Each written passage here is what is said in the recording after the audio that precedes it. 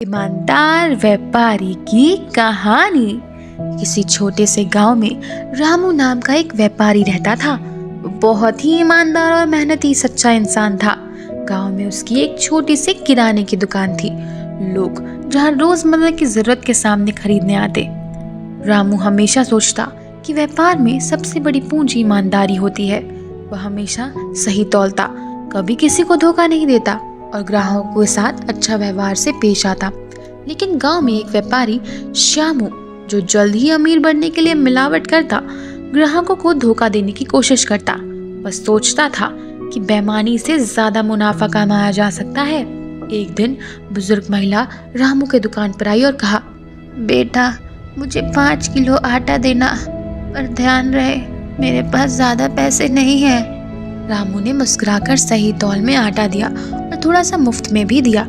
महिला ने आशीर्वाद देते हुए कहा, तुम बहुत अच्छे इंसान हो बेटा, ईमानदारी से ही व्यापार चलता है। रामू ने अपनी ईमानदारी पर गर्व किया और उसने सोचा कि वह हमेशा ग्राहकों के साथ अच्छा व्यवहार करेगा, चाहे कुछ भी हो।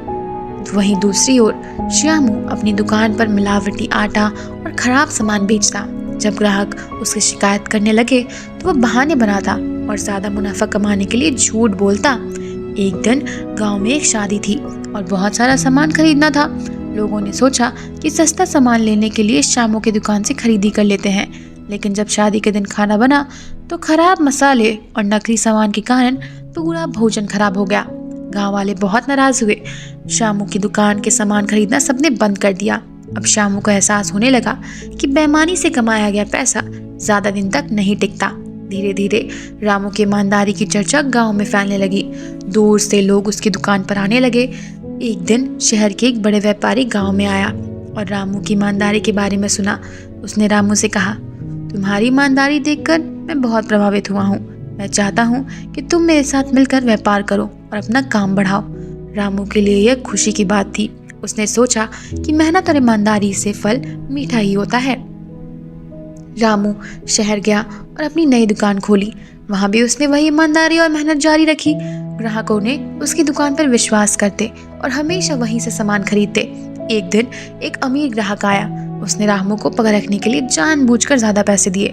रामू ने तुरंत उससे सही पैसे लौटा दिए और कहा, मुझे सिर्फ मेहनत का फल चाहिए, बेईमानी का नहीं। ग्राहक बहुत खुश हुआ और उसने रामू की दुकान पर सिफारिश पूरे शहर में कर दी। तो रामू सफल हो गया। उसने सोचा कि उसे अपनी गलती सुधार लेनी होगी। वही रामू के पास गया और बोला, भाई मुझे अपनी ईमानदारी से व्यापार करना सिखाओ, मैं बेईमानी करके बहुत नुकसान उठाया हूँ। रामू ने हंसकर कहा, ईमानदारी में ही सच्चा सुख है। मेहनत और सच्चाई से जो सफलता मिलती है वही टिकती है। श्यामू ने अपनी दुकान को साफ किया, ग्राहकों से माफी मांगी और ईमानदारी से काम करने लगा। धीरे धीरे उसका व्यवसाय फिर से चलने लगा। अब गांव के सभी लोग समझ चुके थे कि व्यापार में ईमानदारी सबसे ज्यादा जरूरी है। वो रामू की दुकान पर एक उदाहरण मानते और अपने बच्चों को भी सिखाते कि जीवन में सच्चाई और मेहनत से ही तरक्की संभव है। गांव के सरपंच ने भी सभा में कहा, रामू ने हमें सिखाया कि व्यापार में सच्चाई ही सबसे बड़ी पूंजी है। ईमानदारी से किया गया व्यापार सबसे टिकाऊ होता है। बेईमानी से कमाया गया पैसा ज्यादा दिन तक नहीं टिकता।